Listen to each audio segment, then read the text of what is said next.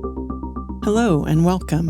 This is the Zen community of Oregon, making the teachings of the Buddha Dharma accessible to support your practice. New episodes air every week.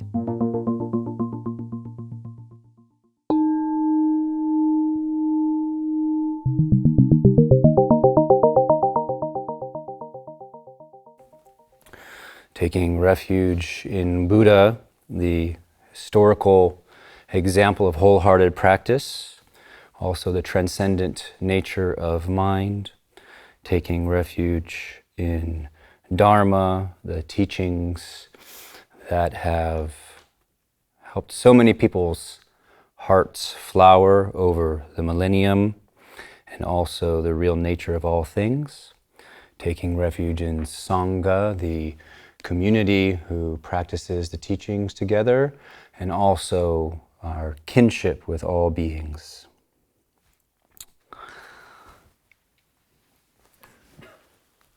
Love is an essential ingredient in waking up. And there are so many flavors of love in the practice of Dharma.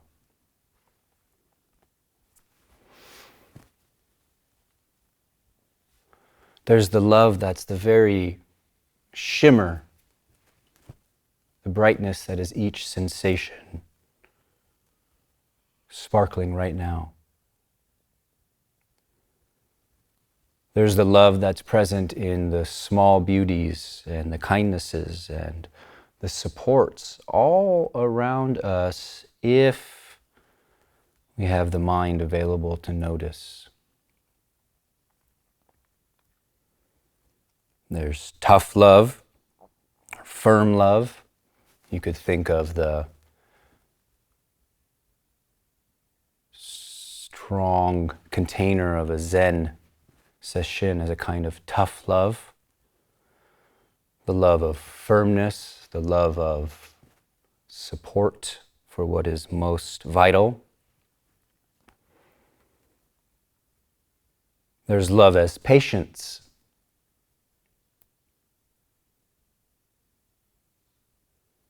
Patience, the absence of waiting. There's love as an open mind.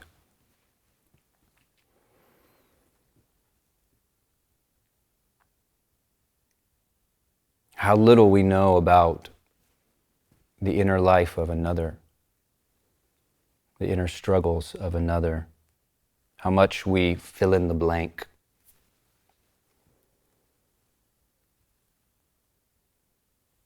There's love as devotion to ending one's own suffering, reducing it, at least.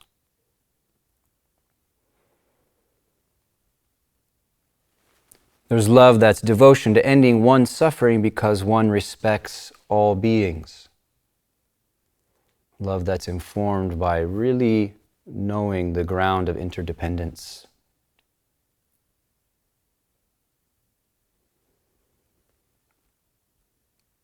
And there's love as an absence of aggression towards oneself.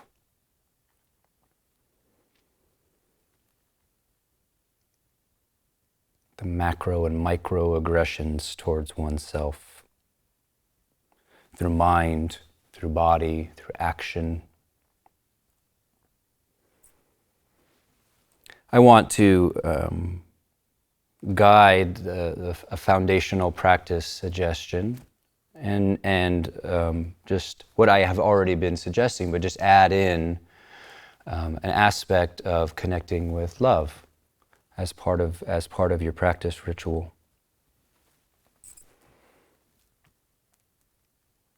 Now, beginning by inviting relaxation into your being.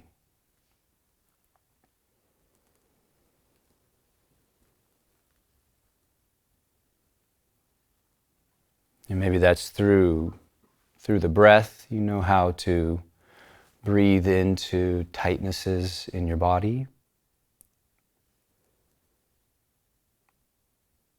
Can be just a reminder to unclench. what doesn't need to be clenched.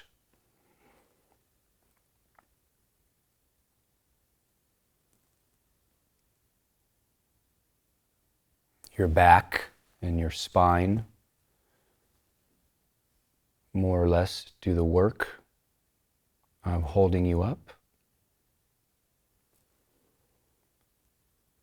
See if you can be a soft body around all of that. A soft belly.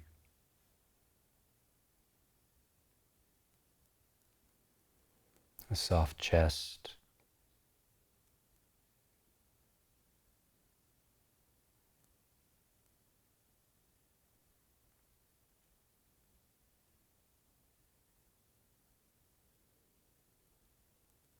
And then with the quality of relaxation, at least initially established, feel into the contact of your butt, legs, feet, hips, with the cushion, chair, bench.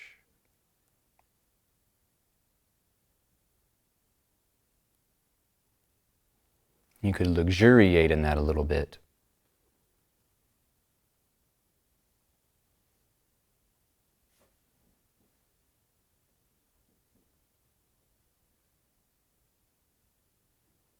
And sometimes I press with my sits bones so that I really dig into that rootedness.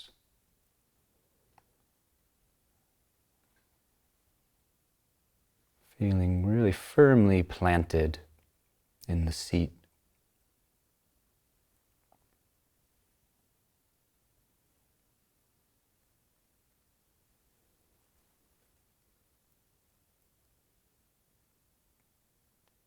And then to spark, to invite the quality of love.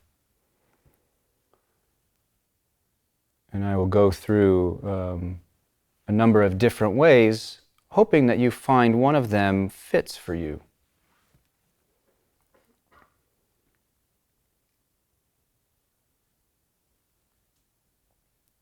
The first, somewhat traditional.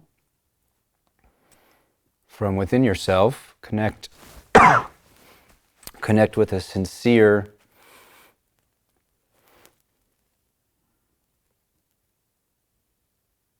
desire, wish to be happy, and internally say, may I be happy. May I be at ease.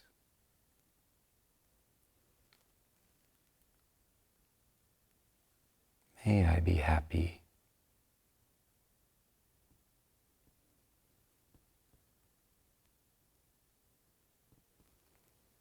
Or it could be simple as ease.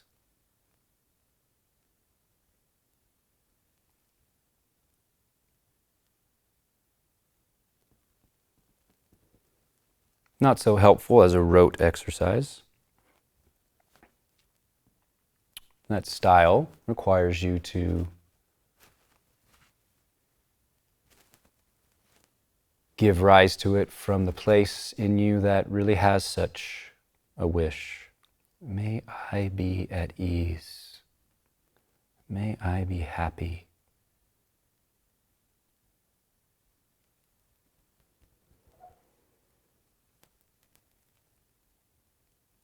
In addition to or instead,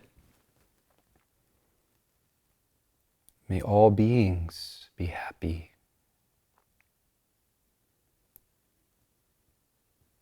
May all beings be at ease.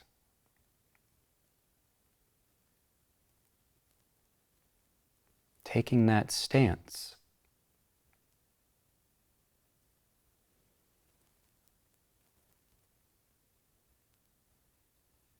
You could be, in this way of doing it, opening your heart to everyone in the room. You don't have to be seeing them.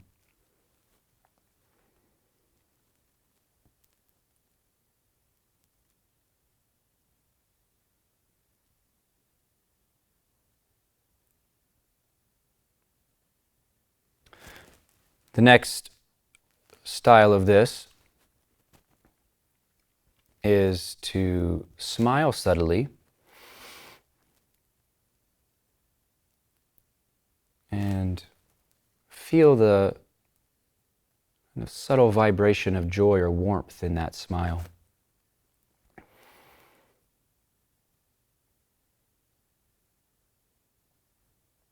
And then feel that that spreads out through your body.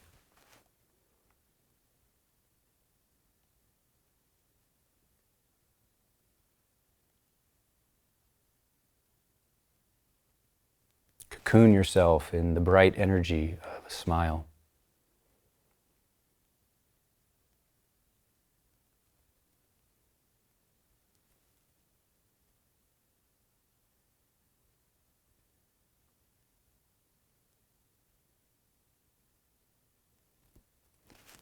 You undercut the logic of capitalism, happy for no reason. And the final method, and this is not an exhaustive list, we tend to call around here the seed crystal method. And that simply means you bring to mind a being with which there is completely uncomplicated affection.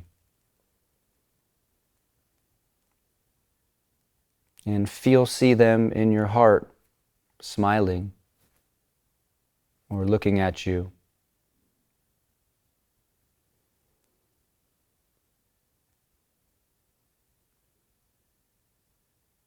They could be alive or not alive on the physical plane.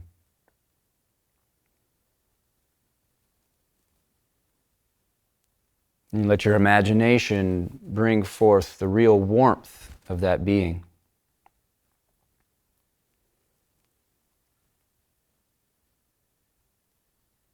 And let it permeate.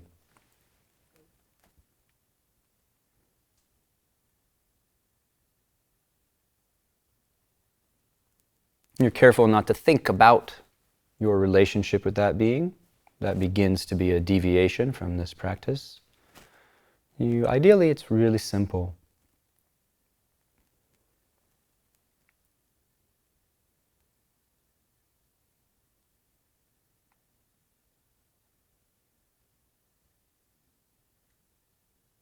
So in a sequence of practice, this could be 3 minutes, it could be 20.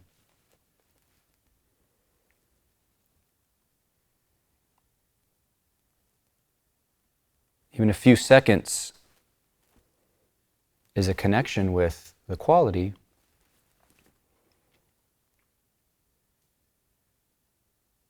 And then you shift with the afterglow of that into your main method that you're keeping some fidelity to.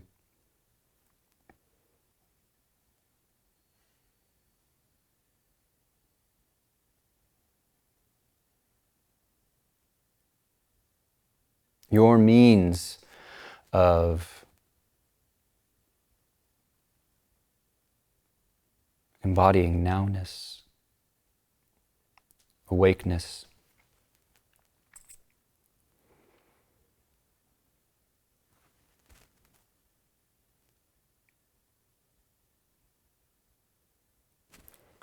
So we are in the second day of a retreat. People like to say, second day is XYZ, or third day is ABC. But I found it's not so simple. Different people have different rhythms.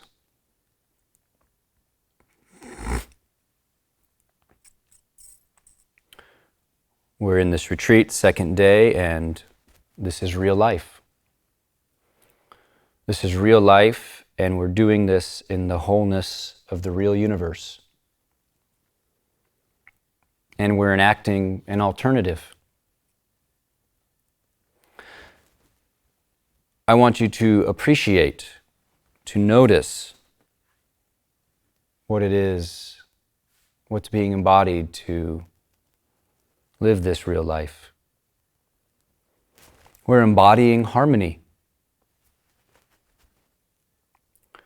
Notice the relief of not having to have so many opinions.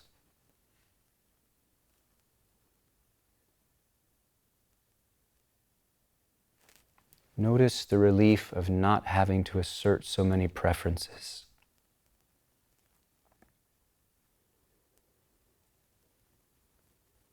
Notice the relief of not needing to stick out and be one who is above or below others.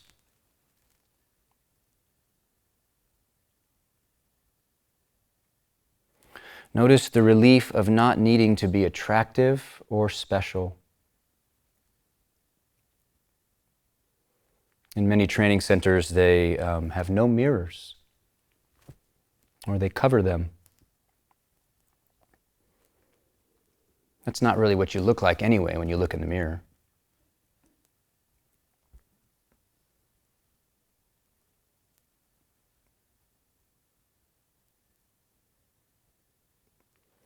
Notice the feeling of being part of a community of different kinds of people, but with unified intent.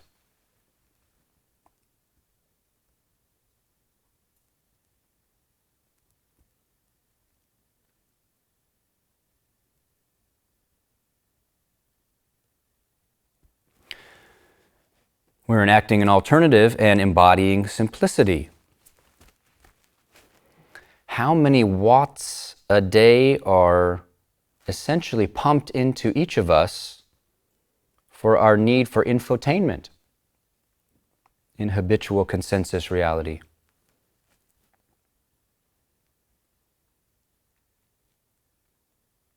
I don't know, somebody might have a number. It's going up with artificial intelligence. Notice the times when the sound of raindrops, or the taste of tea, or the texture of breath is enough.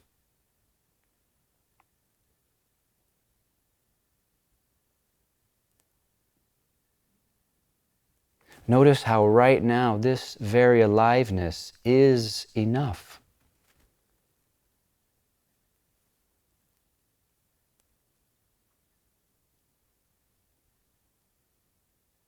Or if it's not enough, why not? We can notice that in this environment.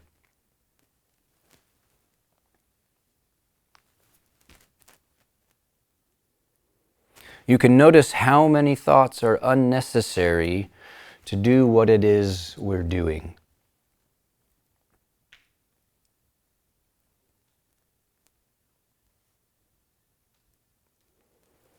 A play-by-play to sit on a toilet and let go of some feces. The mind has to narrate.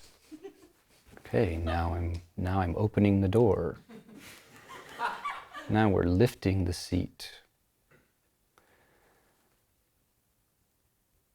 Notice how many thoughts are just unnecessary.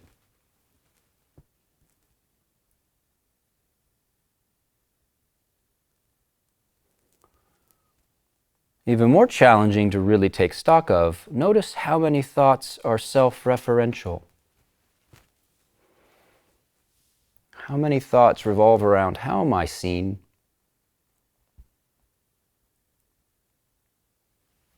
How am I performing? Or am I going to get what I want out of this?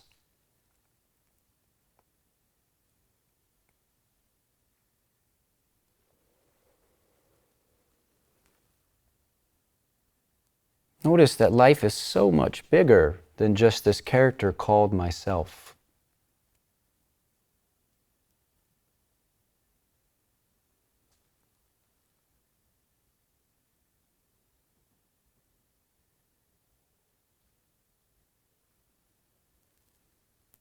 For example, the sounds of the forest are woven into your being, choicelessly.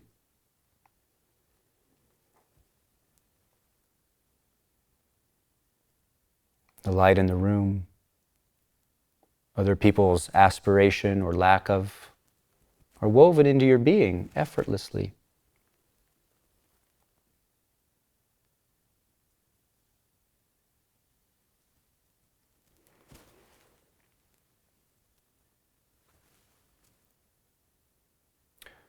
We're embodying commitment in being here.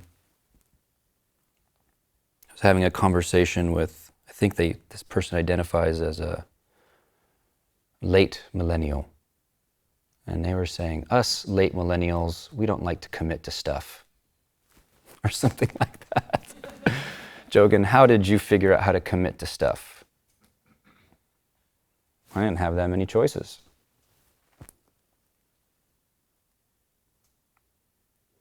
Notice that something in you, quiet as it may be, is nourished by engaging a repetitive discipline. That may be alongside the part of you that's like, this sucks, why are we doing this? Quiet as it may be, notice that something is settled,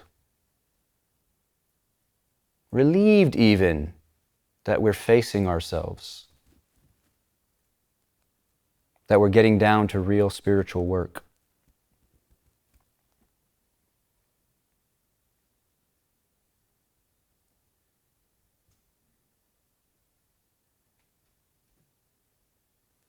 So we are manifesting an alternative. This is real life, as real as any life can be, and it is a counterpoint to the immature aspects of modern life.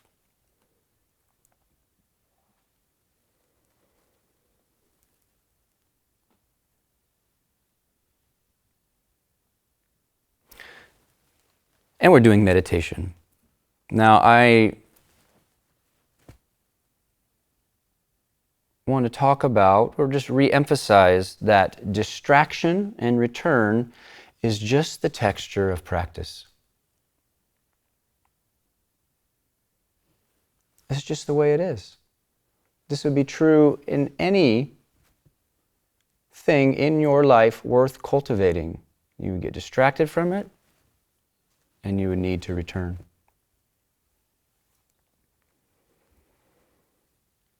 And this is true whatever the method. So if we are working with the breath, we're feeling the flow of the breath down to the very bottom.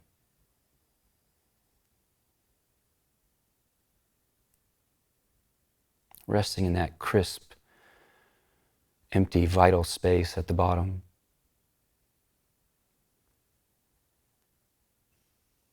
We get snatched away by a thought, or some sensation pulls at us. It can be very, very, very simple to just drop that when you notice and just return. It could be so quick and so simple, you're returning, you almost don't skip a beat. It's like sometimes when I'm doing chanting in the morning and I'm sleepy, I forget the chants and I say a weird word. But I can get right on in the next beat.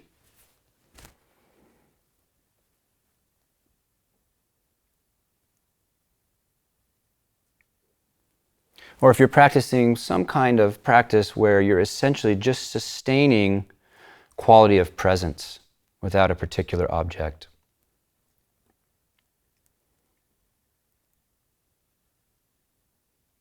As soon as you lose that, which you know, you just reestablish it. It's like it gets clouded over. But you're the sun, so you just, oh. But you don't need to think about how you got clouded over. It's all just clouds. You don't need to think about the distraction and what it was that distracted you. That's just extra stuff on top. Just, oh.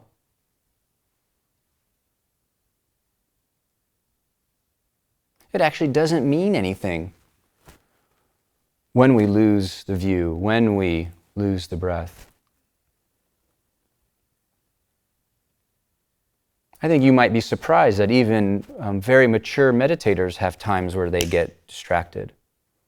The difference between us and them is, I imagine, they just come right back very quickly.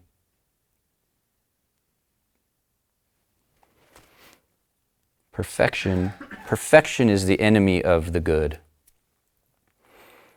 Perfection is the enemy of the good. It's good just to accept that this is what a conditioned mind is like. It can help you with compassion for people in the world. It's just a miracle that there's such a thing as a freeway. And there aren't collisions every moment. This mind drives a lethal vehicle at 70 miles an hour? That's some scary shit.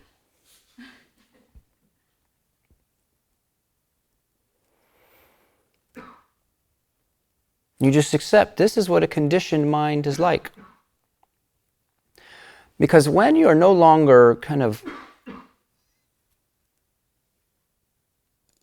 displeased with the nature of the work, it becomes a lot easier.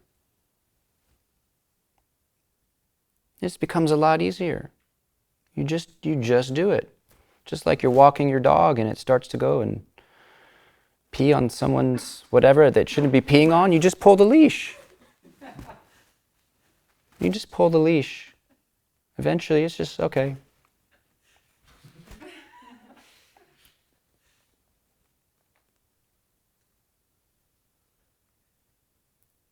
Some of you experience frustration that you are not more easily concentrated. And I think that's wonderful. Because when I hear that you're frustrated, I think, oh, you really value this. You really get that this is not a trifling matter. You might even have a real aspiration to become accomplished in meditation. That's fabulous. The next generation needs accomplished people in meditation. Who's going to teach? Who's going to teach your kids? Or who's going to teach whatever they're called, Gen Y? Alpha? Gen Alpha. Who's going to teach Gen Alpha? I don't want to teach them.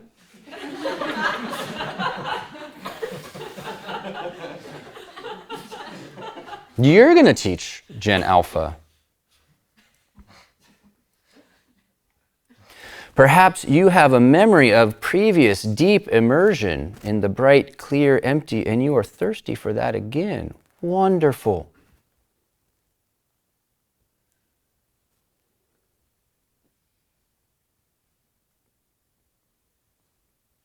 I kind of like the challenge. Now, sometimes we're up against real graspy righteousness in ourselves. And those kind of thoughts have a particular stickiness. We have some sense of I was slighted or disrespected or I'm not getting my share of the pie, and that comes and just, ooh, it pulls. And letting go of those, boy, that's valuable work and usually not so easy. We're not letting go of our belief that the other person harmed us or cheated us. We're letting go of the delicious but deadly, I'm right.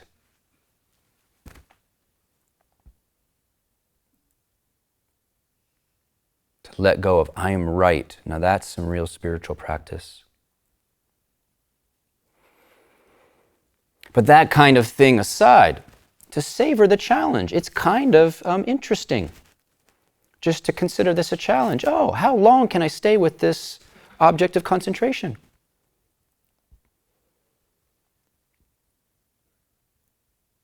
There's a pleasure in developing a skill.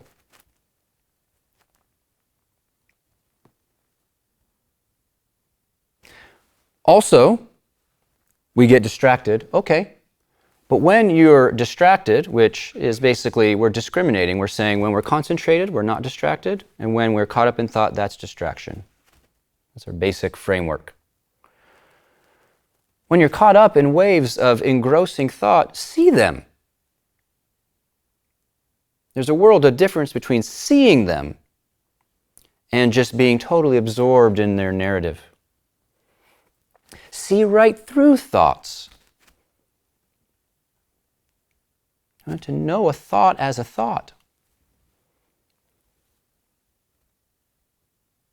There's different levels at which you could experience a thought as a thought.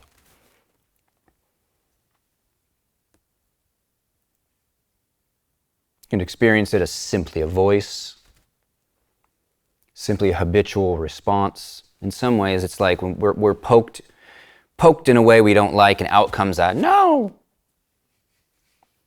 What about me? Kind of like one of those dolls you'd pull a string And they would say some stuff. We're kind of like that sometimes, very conditioned beings. There's that level. There's the level of thoughts are totally transparent. They're just energy in the shape of symbols. There's no tangibility or substantiality to them whatsoever. That's an interesting place to be in meditation when you're stable enough to appreciate thoughts as actually just lively energy. It's like a holographic dance. You can really be at ease because you don't have this enemy called thought. But that takes some time.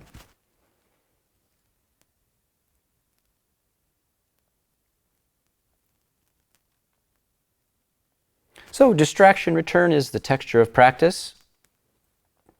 And it's kind of like this, as your practice ripens, so in the beginning it's like here's attention and here's the object. They're not really separate, it seems that way. They keep touching and then parting because of distraction. Touch and part. And then practice matures and it's more like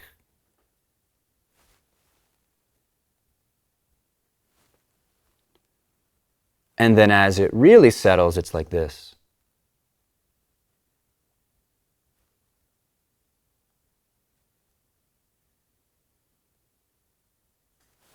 Whether that's breath, space, the koan, it doesn't matter. There are stages that unfold. Now, putting aside stages, I'm going to begin talking about aiming for completeness.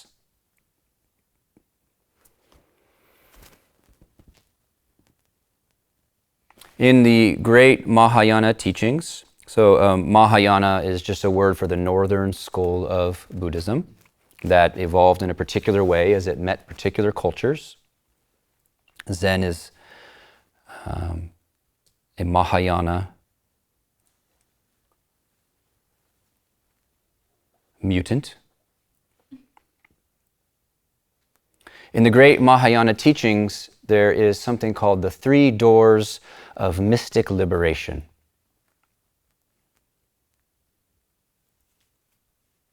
Three doors of mysterious liberation. And they're translated in various ways, but standard translation is wishlessness, signlessness, and aimlessness. The 3 doors of liberation: wishlessness, signlessness, aimlessness. So I'm going to be unpacking and emphasizing aimlessness and wishlessness some, but I want to touch on signlessness briefly. Signlessness. A moment comes and a moment goes. A moment comes and goes. That's one thing. Coming and going is what a moment is. It's not before or after. The coming is the going. It's like that. Each moment of experience is vivid and totally empty. So right now, zone in on any area of body sensation. And whatever you recognize has already changed.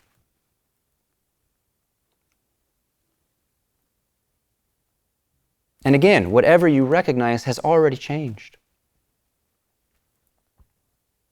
Each moment of experience is vivid and empty.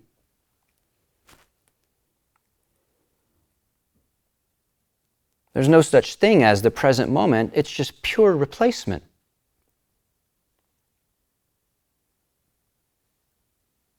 Zone in on an area of sensation. It's being replaced by a slightly different sensation.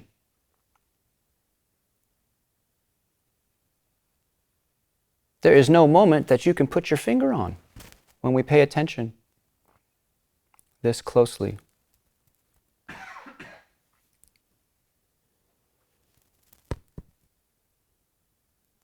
Experience is pure replacement, vivid and empty. Empty of what?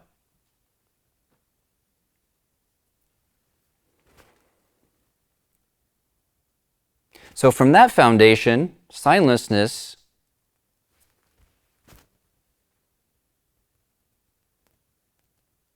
again, zone in on any sensory experience.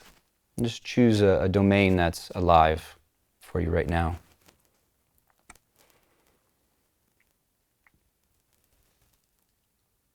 And notice that experience makes no proclamations and comes with no value judgments attached.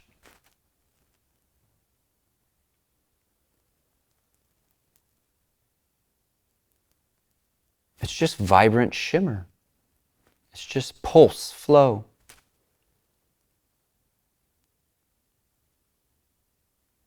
So for example, see if you can zone in on one of your legs.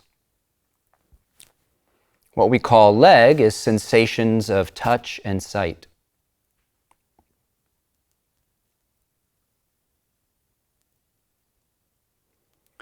These sensations never say, I'm a leg. These sensations never say, I'm a painful leg. Pain doesn't say, I'm pain. It's intense. It's an intense energy.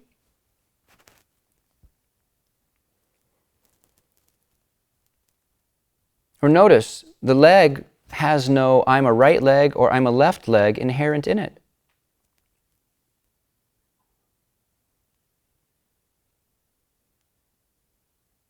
If your mind is silent, you don't know what's left and what's right.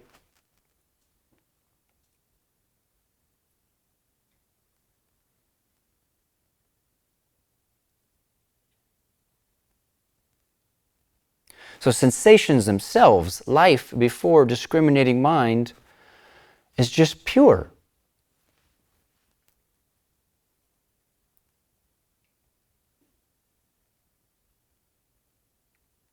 And in a way, because we mind life to death, this is a kind of bliss.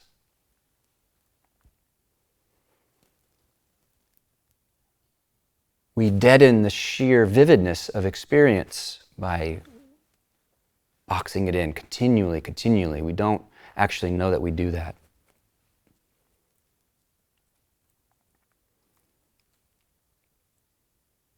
So you can apply signlessness. It's really good to apply, especially with uncomfortable sensation.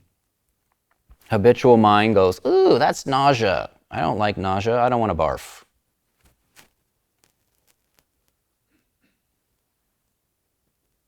But if it's mild enough, you might be able to actually just drop into it with no idea and just encounter its nakedness as a play, a dance of sensation.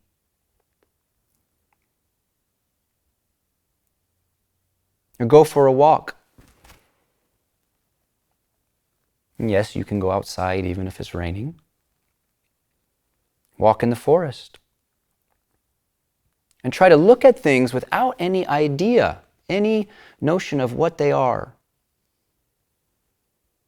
Try to perceive before mind gets there.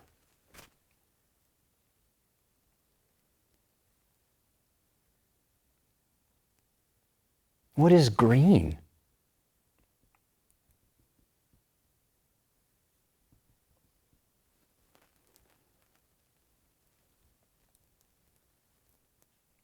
So,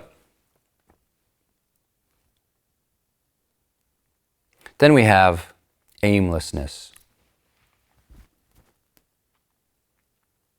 Great mystic door of aimlessness.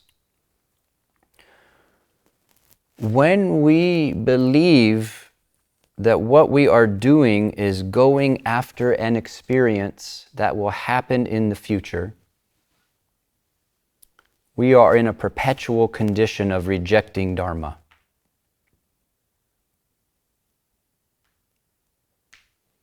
Nothing happens in the future. Future is not a happening place. You know this. You are bound to now.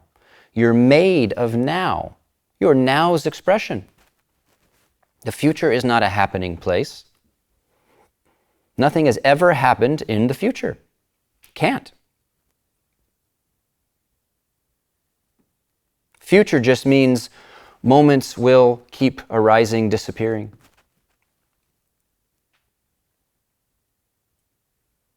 You are bound to now. You are now's expression. Again, in the Mahayana teachings, this was called the reality limit. There's actually something profound about really accepting how bound we are to now. Though that doesn't mean that now is some small, tight thing that excludes the past and the future. So aimlessness. When we aim for a particular experience, we are ever so slightly tilted away from Dharma. Because Dharma is not a particular experience. If Dharma was a particular experience, it would be samsaric like everything else. We would have the experience and it would pass, and then we'd want it again or be disappointed in it, or organize our life around keeping it from changing. All the samsaric things that we can't help but do as human beings. When we aim for a particular experience, we are tilting out of the fact that we are bound as nowness.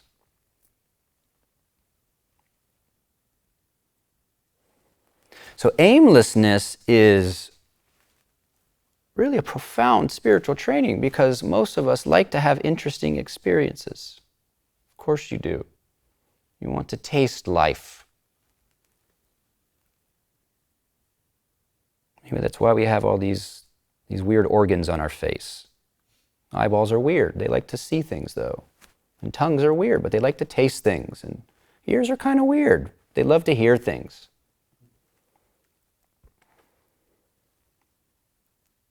Our head is covered in these organs of wanting to taste life.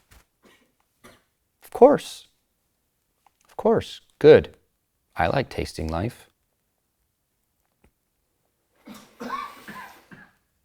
But in aimlessness, we become available to what we haven't tasted, not by reaching after it. We're practicing faith mind.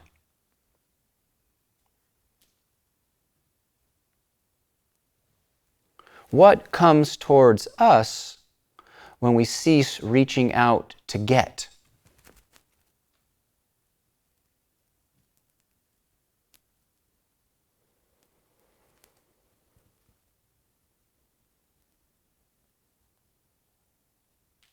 You know, some people thrive in the drama of striving and hard trying.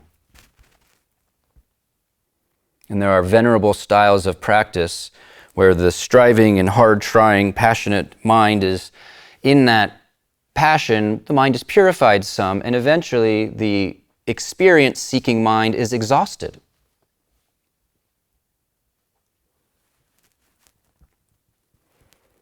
We're not practicing that style here. So very similar to aimlessness is wishlessness. And I'm recalling that these are called the mystic or mysterious doors of liberation. Now just think about that for a minute. There are inconceivable spiritual principles in the cosmos. There are principles that why and how and when have no power with.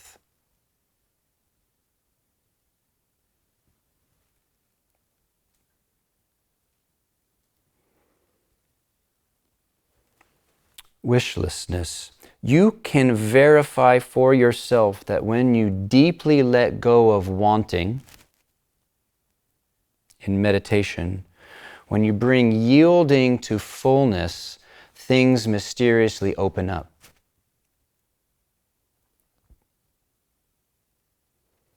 A lot of the experiences that afflict people from them trying to get back to them happened in that way, actually. They had deeply yielded to what is. Something had room to reveal itself. And then they wish for it. And then it's blocked.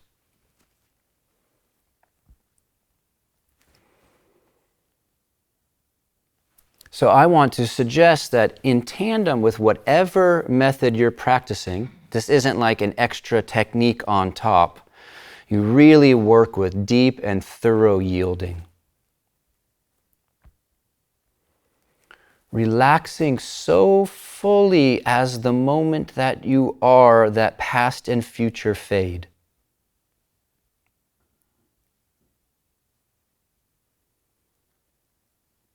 Relax yourself right out of the shackles of linear time.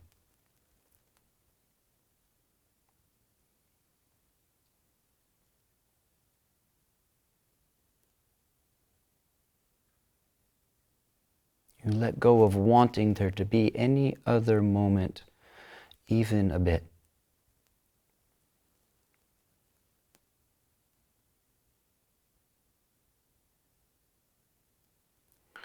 To relax and release the energy of wanting.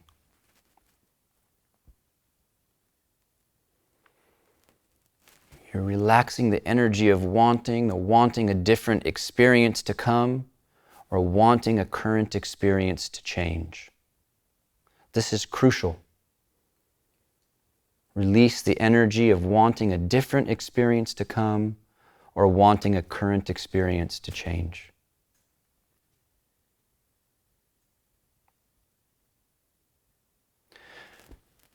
And this has, we could say, mental and energetical levels.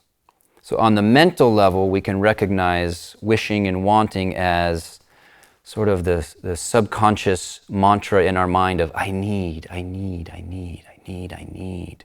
Or there needs to be, there needs to be, there needs to be, there needs to be. Or for some people it's if only, if only, if only. Or when that happens, then. When that happens, then.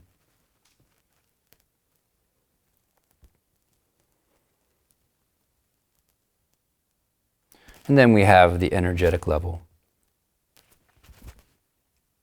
So what I'm talking about, I'm not making this stuff up. The Buddha taught about the impulse to becoming, is what Buddha called it. The thirst to exist in some form in the future. And basically that thirst is tied up with our wanting to control what we will be experiencing in the future.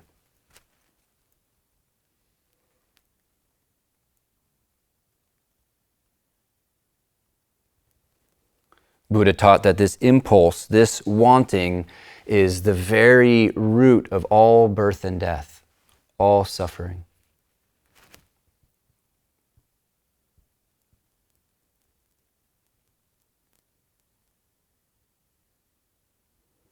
Something in us is definitely deadened by always being in I need, I need, I need.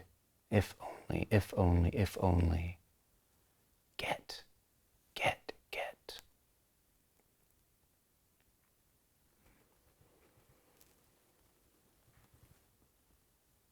So some people will be able to feel the energy of wanting directly in themselves.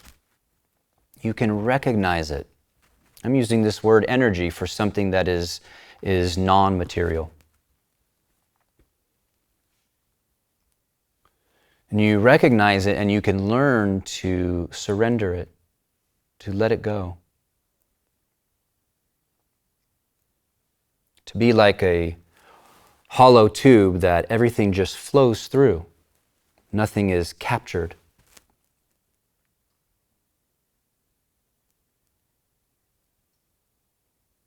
Or maybe you don't feel that energy of wanting directly, but you release the thirst of wanting indirectly through total yielding to the moment that you are. I promise you, when you really, fully, totally yield, you will experience timelessness.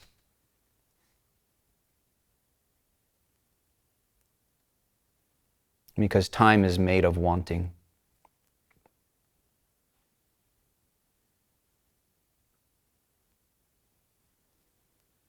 This means that we face our fear of experience. Our fear of experience not being juicy enough or it being too juicy. Our fear of our own heartaches. Our fear of space. Our fear of just being a body that's being breathed with a heart that's being beat. This means we face the fear that has us always trying to control stuff.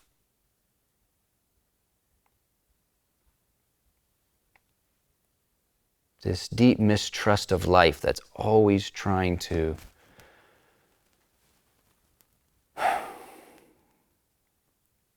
contrive, control, adjust.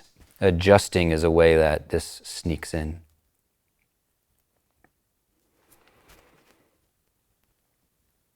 So we're building and strengthening the capacity for direct experience. We're undoing the reflexive fear of experience.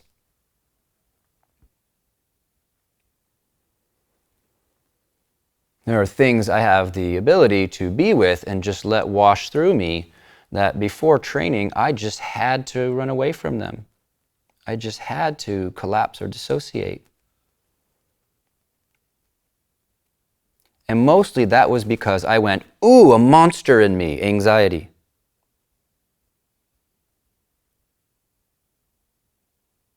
Rather than, what is this? What is it like to soften and just let this dance through my body? Or even deeper.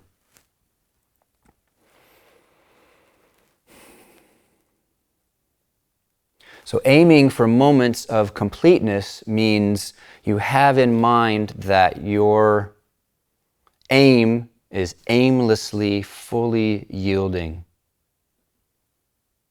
to the moment that you are.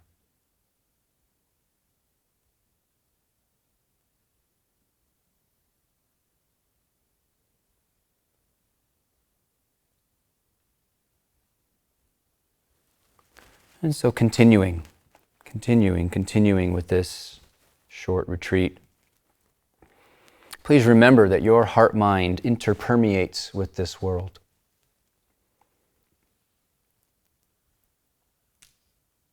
Your heart-mind interpermeates with this world. This isn't even, something esoteric. You are inescapably an influential node in all the circles you move in.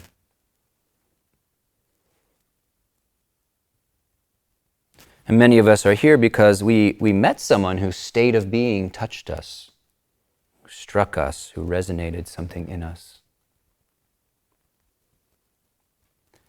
And as you clarify yourself through these practices, you will be such a person for others.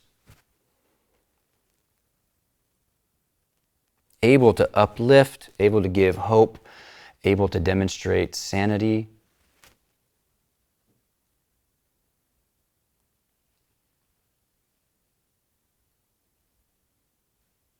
You might be surprised.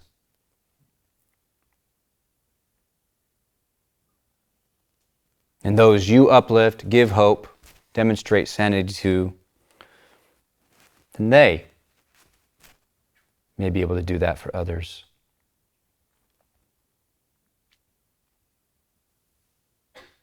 It's just a fantasy that we exist in isolation. Individuality is just an aperture, not a whole truth. So please appreciate your heart-mind interpermeates with this world. This matters. So please continue with great sincerity. Thank you.